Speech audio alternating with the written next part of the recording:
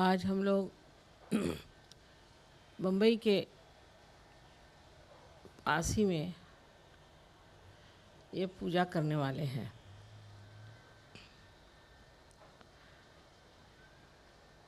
बम्बई का नाम मुंबई ऐसा था। इसमें 3 शब्द आते हैं, मुम, अम्बा और आई। महाराष्ट्रियन भाषा में, मराठी भाषा में माँ को आई कहते हैं। वेदों में भी आदिशक्ति को ई कहा गया है। सो जो आदिशक्ति का ही प्रतिबिंब है, रिफ्लेक्शन है, वही आई है। इसलिए माँ को आई ऐसा कहते हैं। और बहुत सी जगह माँ भी कहा जाता है, इसलिए पहला शब्द उस माँ शब्द से आया है, मम। और अम्बा जो है वो आप जानते हैं कि साक्षात कुंडलिनी है। सो ये त्रिगुणात्मिका 3 शब्द हैं।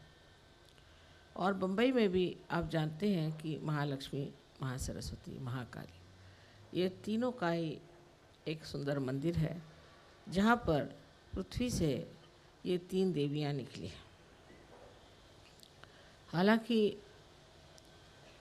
यहाँ पर बहुत गैर तरीके लोग उपयोग में लाते हैं, पर तो भी ये तीनों देवियाँ यहाँ जागृत हैं। सो मुंबई वालों के लिए एक विशेष रूप से समझना चाहिए कि ऐसे तीनों ही मूर्तियाँ कहीं भी पाई नहीं जाती। वैसे तो आप जानते हैं कि माहौरगढ़ में महासरस्वती है, और तुलजापुर में भवानी है, महाकाली, और कोल्हापुर में महालक्ष्मी, और वणी में अर्धमात्रा जो है, जिसे हम आदिशक्ति कहते हैं, वो है। लेकिन यहाँ तीनों ही मूर्तियाँ जागृत हैं। लेकिन जहाँ सबसे ज़्यादा मेहनत होती है और जहाँ पर चैतन्य सबसे ज़्यादा अपना कार्य करता है, उसकी वजह भी कभी कभी ये होती है कि उन जगहों में कुछ न कुछ ऐसी त्रुटियाँ होती हैं जिसका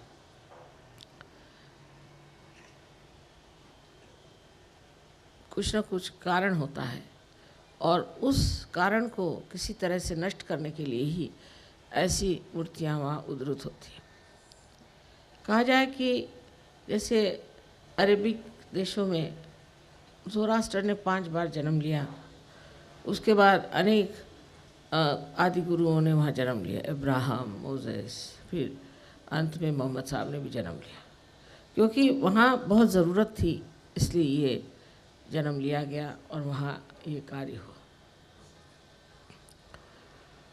लेकिन बम्बई शहर के बारे में ये कहा जाता है कि यहाँ लोग बहुत ही ज़्यादा भौतिकवादी शुरू से रहे होंगे। ऐसा किस्सा है कि एक बार पुंडरीक अपने माँ बाप को लेकर के मुंबई शहर में आ गए। वो अपने माँ बाप को एक कावड़ में बिठा करके तीर्थ यात्रा के लिए ले जा रहा था। दोनों बूढ़े थे, और जब वो तीर्थ यात्रा में जा रहा था तो उसने सोचा कि चलो अच्छी नगरी है मुंबई, तो यहाँ 2 मिनट आराम किया जाए। तो वहाँ जब वो रुक गए तो उसकी इतनी भी चैतन्य की लहरियाँ थी, इतनी खराब हो चुकी थी उस जगह की भौतिकवाद की वजह से, भौतिकता की वजह से, कि उसके मन में ये विचार आया कि इन माँ बाप को लेके मैं कहाँ जा रहा हूँ और क्या मुझे करने का है, इससे मेरा क्या लाभ होगा। क्योंकि जो भौतिकवादी लोग होते हैं सिर्फ ये सोचते हैं कि हमारा भौतिक क्या लाभ होगा, इससे मेरा क्या लाभ होगा, मेरी तो पीठ दुखने लग गई, इनको मैं कहाँ ले जाऊँ। तो उसने अपने माँ बाप से कहा कि अब आपको जैसा भी करना आप अपनी व्यवस्था करो और यहाँ जाइए, मेरे बस का आप कुछ नहीं, मैं आगे नहीं जा सकता। तो माँ बाप सोचने लगे क्या बात है। उन्होंने भी देखा कि यहाँ चैतन्य कुछ गड़बड़ है, तो कहा अच्छा ठीक है, हम लोग चले जाएंगे, तुम सिर्फ इस बम्बई के नगरी से कहीं मुझे बाहर ले चलो, हम लोग को बाहर ले जाओ यहाँ से, और उसके बाद हम चलेंगे। पहले तो मुंबई का हम दर्शन करते हैं और फिर तुम हमें बाहर ले चलो। इस पर वो राज़ी हो गए कि चलो इनको बाहर तक छोड़ दें, फिर मेरे कोई सर दर्द नहीं रहेगा। और उनको वो फिर बाहर छोड़ने चले गए। और जब उन्हें वो बाहर छोड़ने गए तो उनको बड़ा कष्ट हो रहा था। उनको विचार आ रहा था कि क्या इन लोगों की झंझट मेरे पीछे में लग गई, और क्या मैं इनको वहाँ तक कैसे ले जाऊँ, अब क्या होने वाला है, मेरी तो कमर, सब उनका बदन सारा टूटने लगे। और जैसे ही बाहर पहुँचे वैसे उनको ठीक लगने लगे। तो शायद वो कलवा ही आए होंगे क्योंकि कलवा बम्बई से बाहर है नसीब से। पर जब वो बाहर आए तो उस वक्त उनको फिर समझ में नहीं आया कि इतनी उनको ताकत कहाँ से आ गई, इतनी शक्ति कहाँ से आ गई। और एकदम उनका चित्त बदल गया। उन्होंने अपने माँ बाप से माफ़ी मांगी। उन्होंने कहा पता नहीं मेरे दिमाग में ये बात कहाँ से आई, तो आप क्षमा कर दीजिए और मैं आपको, ये पुण्य कर्म मेरा करने का है, मैं आपको ले जाता हूँ आगे। और यहाँ पर जो आप जानते हैं कि 2 सरोवर हैं, एक का नाम तो है जो कि पहले पंपा, जिसे कहते थे पंपा सरोवर है, एक वर्णित है। और दूसरा जो है उसका भी वर्णन श्री रामचंद्र जी के इसमें किया गया है। तो इसका मतलब है कि श्री रामचंद्र जी दंडकारण्य में जाने से पहले इस जगह आए और सारे दंडकारण्य में घूमे और वहाँ उन्होंने बहुत सारे चैतन्य का प्रादुर्भाव किया। ये सब होते हुए भी महाराष्ट्र में और भी बहुत कार्य किया गया। अनेक संत यहाँ पैदा हुए और संतों को बहुत सताया भी गया, तो भी बार बार संत यहाँ आते गए। और संतों की वजह से एक बड़ा भारी कार्य हुआ कि लोगों में धर्म के प्रति, आध्यात्म के प्रति रुचि हो गई। पर तो भी यहाँ कोई न कोई बड़ी गड़बड़ बात रही होगी, क्योंकि यहाँ अष्टविनायक हैं और 3.5 पीठ हैं। उसके अलावा 3 देवियों का यहाँ प्रादुर्भाव खासकर बम्बई में हुआ। इसका मतलब यह है कि यहाँ तो भी कोई न कोई बड़ा भारी दोष रहा होगा, इसीलिए यहाँ इतनी मेहनत करनी पड़ी और मेरा भी जन्म महाराष्ट्र में ही हो गया। ये सोचना चाहिए कि क्या बात है, महाराष्ट्र में कौन सी बात की हमें त्रुटि रह गई। बहुत ज़रूरी है ये सोचना बम्बई वालों। पहले तो भौतिकवादी बहुत है। यहाँ अंग्रेज़ आए, अंग्रेज़ों ने अंग्रेजियत सिखाई, अंग्रेजी पना सिखाया और उससे आदमी मटेरियलिस्टिक हो गया। उन्होंने जो जो बातें सिखाई उससे उसका सारा चित्त जो है बाह्य में आ गया। यहाँ अंग्रेज़ बहुत साल तक रहे और उनको बम्बई अच्छी भी लगती थी। और समुद्र से फिर पोर्चुगीज़ आए और भी लोग आए, उन सब का असर यहाँ पर रहा और उन सब के असर से यहाँ पर जो है भौतिकवादिता बहुत आ गई। तो यहाँ के लोग शुरू से ही बहुत भौतिकवादी थे और वो और भी भौतिकवादी हो गए। तो अब भी हमारे यहाँ बम्बई के लोगों में भौतिकवादिता बहुत ज़्यादा है और इसकी वजह से सहयोग में आने पर भी कभी कभी वो चिपका ही रहता है भौतिकवादी। और वो भौतिकवाद चिपका रहने से उनकी उड़ान उतनी नहीं हो पाती जो और जगह के लोगों की होती है। बड़े आश्चर्य की बात है, यहाँ तक कि महाराष्ट्र में इतनी मेहनत करने पर भी हम सोचते हैं कि जितना काम हमने नॉर्थ इंडिया में किया है उतना यहाँ हम नहीं कर पाए। जितने लोग वहाँ बढ़ गए उतने यहाँ लोग नहीं बढ़ पाए। उसका कारण यही है कि हम लोगों में अब भी एक तरह की बड़ी जड़ता है, धर्म के मामले में भी बड़ी जड़ता है। अब भी यहाँ जितने गुरु घंटाल हैं उतने मेरे ख्याल से उत्तर हिंदुस्तान में नहीं, क्योंकि इतने चल ही नहीं पाएंगे। और यहाँ के जो जो भौतिक लोग हैं उनको ऐसे ही गुरु घंटाल अच्छे लगते हैं कि जो तांत्रिक हों और जो उनको ऐसी चीज़ों में मदद करें जिससे दूसरों का नुकसान हो जाए। तीसरे यहाँ झूठे गुरु भी बहुत हैं और वो भी सब भौतिक लोगों को पकड़े हुए हैं और उनको समझा देते हैं कि कोई नहीं, आपको सिर्फ परमात्मा का नाम याद करना चाहिए और ऐसा रहना चाहिए, वैसा रहना चाहिए या ध्यान करना चाहिए।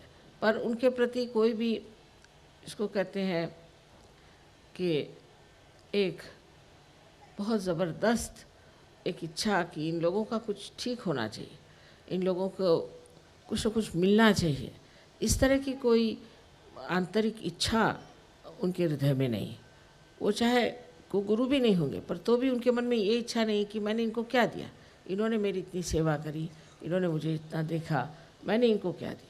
इस प्रकार यहाँ की जो व्यवस्था है उसमें ये लोग सब किसी तरह से बैठ जाते हैं और उसमें अब चौथी चीज़ जो मैं देखती हूँ ये कि विशेषकर ब्राह्मण लोगों में आश्चर्य की बात है कि जो एक ज़माने में इसलिए लड़ते थे कि जाति पाति नहीं होना चाहिए, बहुत ब्राह्मणों ने इस पर मेहनत करी है, स्त्री विवाह हो जाने चाहिए, विधवा विवाह हो जाना चाहिए, इतना काम आगरकर वगैरह साहब ने किया है।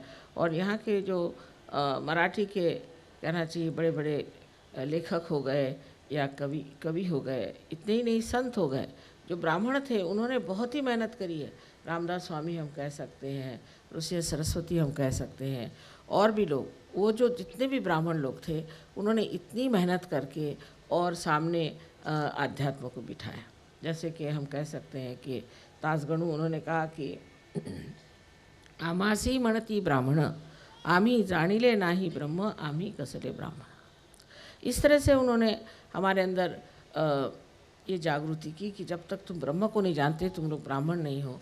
और हर तरह से कोशिश ये की कि ये ब्राह्मणत्व चीज़ हट जाए और जाति पाति हट जाए और कोई चीज़ नहीं हो।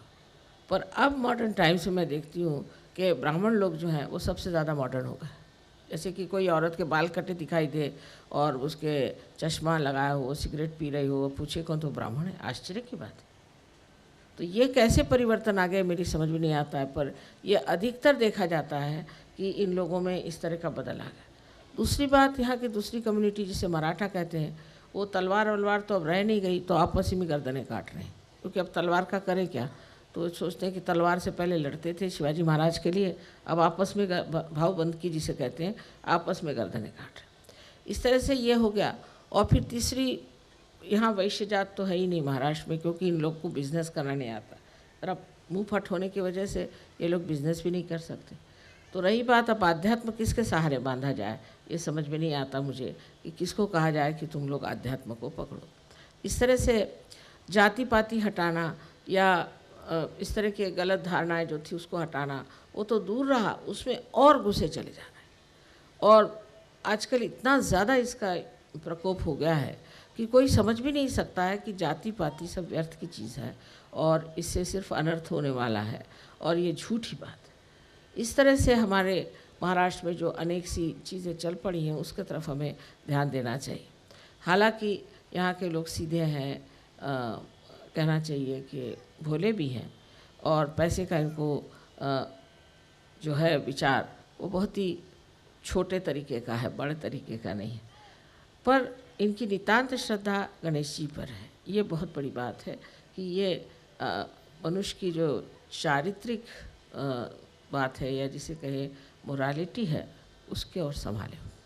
और ये बहुत बड़ी हमारे लिए एक संपदा है कि इनको मॉरल सेंस बहुत है, और जिनमें मॉरल सेंस होता है वही कार्य हो सकता है। और मेरे विचार से जहाँ मॉरल सेंस नहीं है वहाँ कार्य धीरे होता है। पर अब मेरी कुछ ऐसी अनुभूति है कि मॉरल सेंस हो चाहे नहीं हो, जब तक मनुष्य में गहनता नहीं होगी तब तक वो सहयोग में आगे नहीं बढ़ सकता। तो यहाँ लोग पार तो बहुत हो जाते हैं, हर एक गाँव में देहात में हम जाते हैं, हज़ारों लोग पार हो जाते हैं, पर जमते नहीं। और जमना इसीलिए नहीं होता है कि उन्होंने अपनी गहनता को छुआ नहीं। सो आज की जो भी है हम लोग पूजा जो कर रहे हैं, इसमें हमें ये सोचना चाहिए कि महाराष्ट्र की ये जो त्रुटियां हैं उसको ध्यान में रखते हुए और कार्य हमें करना है सहयोग। इसमें ये समझ लेना चाहिए कि हर जगह त्रुटियां हैं, कोई आदमी आज तक परिपूर्ण नहीं हो, हर एक में त्रुटियां हैं। और कहीं तो इसलिए भी त्रुटियां आई कि बाहर के लोगों का उन पर राज्य रहा, जो भी हो। पर त्रुटियों को देखते हुए अगर आप समझ कर के काम करें तो यहाँ सहयोग बहुत ज़ोरों में फैल सकता है, क्योंकि कुछ भी हो यहाँ पर संतों ने बहुत कार्य किया, और इन संतों के कार्य पे ही हम लोगों का कार्य आज खड़ा हो सकता है। तो इस मुंबई के आशीर्वाद में आज आप बैठे हुए हैं, और इस आशीर्वाद में और भी तीन शक्तियाँ हैं, उनका भी आशीर्वाद आपको आज मिल रहा है। और उस आशीर्वाद के सहारे सहयोग यहाँ पर बहुत जल्दी बनना चाहिए। पर जो देखा जाता है कि जो लोग हैं भी सहयोग में, वो पूरी तरह से सहयोग में सहयोग नहीं देते, और एक तरह से अपनी जान बचाते रहते हैं। अगर आप अपनी जान बचाएंगे तो भगवान भी अपनी जान बचाएगा। जितना आप सहयोग के लिए कार्यान्वित रहेंगे उतना ही आपको आशीर्वाद मिलता है। क्योंकि आपसे मैंने पहले भी बताया है कि अब कृतयुग शुरू हो गया। पहले जो था उसमें हम शायद कह सकते हैं कलयुग था। कलयुग में किसी भी तरह से आप कुछ भी कर लीजिए चल जाता था, लेकिन अब कृतयुग शुरू हो गया। कृतयुग में फ़ौरन कोई भी चीज़ आप गलत काम करेंगे तो उसका नतीजा फ़ौरन आपको मिल जाए, और कुछ कर आप शुभ काम करेंगे, पुण्य काम करेंगे तो आपको फ़ौरन उसका भी लाभ मिल जाए। इस प्रकार आजकल की परिस्थिति हम कहेंगे कि वातावरण में तो जो आदमी गलत काम करेगा उसको बहुत सोच समझ के रहना चाहिए, क्योंकि फ़ौरन उसका असर उस पर आ जाएगा, और जो आदमी पुण्य का काम करेगा उसको फ़ौरन उसका असर मिल जाएगा। ये आज की स्थिति है।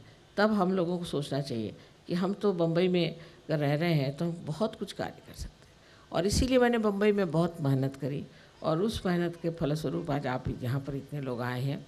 लेकिन आप लोगों को सबको यही सोच लेना चाहिए कि अब हमें सहयोग के लिए क्या करना है। रोज़ रात को आप लोग बैठ के सोचें कि हमने क्या किया सहयोग के लिए। हम तो सब अपने लिए कर रहे हैं, सहयोग के लिए हमने क्या कार्य किया। तो जो जान बचाएंगे उनके लिए फिर वो आके हमें कहेंगे माँ देखो हमें ये रोग हो गया, हमें ये तकलीफ़ हो गई, हमें परेशानी हो गई। हो नहीं हो, क्योंकि अगर आप अपनी जान बचाइएगा तो उधर ध्यान परमात्मा का नहीं रहेगा। इसलिए इस परम चैतन्य का ध्यान आपकी ओर रहे। आप हर समय ये सोचें कि हमने आज कौन सा पुण्य कर्म किया, आज हमने सहयोग के लिए क्या किया, पूरे मन से हमने सहयोग के लिए कौन सी बात करी। और ये सब करने से ही आपको पूरी तरह का आशीर्वाद मिल सकता है, और आप पूरी तरह से सहयोग में जान सकते हैं कि आप आशीर्वादित लोग हैं और आप परमात्मा के साम्राज्य में बैठे। पर जैसे किसी साम्राज्य में आप गलत काम करने पर आपको कोई न कोई शिक्षा मिलती है, कोई न कोई आपको दंडित किया जाता है, उसी प्रकार इस साम्राज्य में भी होता है। लेकिन इसमें थोड़ा समय दे दिया जाता है, अच्छा देखते हैं ठीक हो जाए तो ठीक हो जाए, पर फ़ौरन उसके आपको इशारा आ जाएगा कि आपने गलत काम किया, क्योंकि आपके वाइब्रेशन ही छूट जाए। इसलिए बहुत संभल के पैर चलाना है, आगे को बढ़ना है धीरे धीरे, और आपको बहुत ऊंचे इस पर जाना है, क्योंकि आप जानते हैं कि सारे देश के लिए तो ज़रूरी है ही, पर सारे दुनिया के लिए ज़रूरी है कि हमारे महाराष्ट्र में सहयोग बहुत पनप जाए और इसकी संपदा हम सारी दुनिया को दे दें। और इसलिए बार बार कहना है कि आज सब लोग अपने मन में प्रतिज्ञा करें, क्योंकि नया साल आया हुआ है, कि आज से हम सहयोग में अपने को पूरी तरह से ढाल देंगे, उसके लिए पूरी धारणा करेंगे और अपने को उन्नत करेंगे और उसको हम संभालें। ये सभी के लिए है, इतना ही नहीं कि सिर्फ महाराष्ट्र के लिए, बट सारे दुनिया के लोगों के लिए मैं बात कह रही हूँ। I am sorry I had to talk in Hindi because most of them are Hindi knowing people. I have just told them what is the importance of Bombay and why so many incarnations came here, and why Sri Rama had to walk in the villages and the hills and dales of Maharashtra. What was the need? And the need is that they should all develop their Sahaja. Also, this would be the last puja for all of you in India. I hope you all have gained a lot in these different pujas and different places we have been to. Only thing is that one has to remember that Kruta Yuga has started. Now Kali Yuga is over, Kruta Yuga has started. And in this Yuga, that the Parama Chaitanya is absolutely effective and very efficient. Now if you do anything wrong, it will punish you. It may not punish immediately, but it will give you a suggestion. It will give you a proper signal that something is going wrong with you. But if you do not try to control your footsteps, then you may go down very fast. So you have to be very careful about that. Actually, I have told you so many times that there are two forces working, one which attracts you inside and one which throws you out. So it is important for all of us to remember that this Kruta Yuga is there, and in that this Parama Chaitanya is overactive. Also, you are rewarded. You have been telling me so many stories how Sahaj it worked out, how Sahaj it has happened. All of you have been telling me very nice stories. But it is part of uh,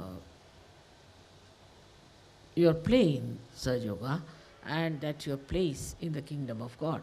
So in the kingdom of God, you are there. Try to enjoy it. That's the only thing you have to do, is to enjoy the kingdom of God. But if you try to sort of dislocate yourself from this joy, break the connection of joy by some sort of thinking which is not reality, then you are responsible for yourself. So I have to tell you that keep the connection on, not only that, but try to make it stronger and stronger and become one with that divine force permanently, which will flow through you and will not only enlighten you, but will give you so many powers. And you will see the new life in this new year. Yesterday, as I requested you, we have to work it out now. Individually, we have to go all out to see that we spread Sahaja Yoga and talk about it. On this day, I give you complete freedom to do what you like to spread Sahaja Yoga. You need not ask me any permissions, and you can try everything that you want to, but it should be something decent, should not be something indecent and something which is not behaving Sahaja Yoga. Even if you have to write letters or answers or anything, even if you have to show the anger, it should be done in a very decent and beautiful manner. And it should show that it's a yogi who is talking. The other things, whatever problems you have, will be solved in no time. But the main problem is yourself, which should be solved by you by meditative methods. And so much attention we are paying to all our extra curricular activities. But that will definitely fail. It will boomerang on you if you do not have the foundation of Sahaja Yoga. It's very important to keep attention on your spirit all the time, so that whatever you are doing, whatever you are projecting, has the base and you just don't get lost. This is a very important thing, and I'm sure that you will understand that without the nourishment from the roots, you cannot grow. So this nourishment must be kept alive. May God bless you. Thank you.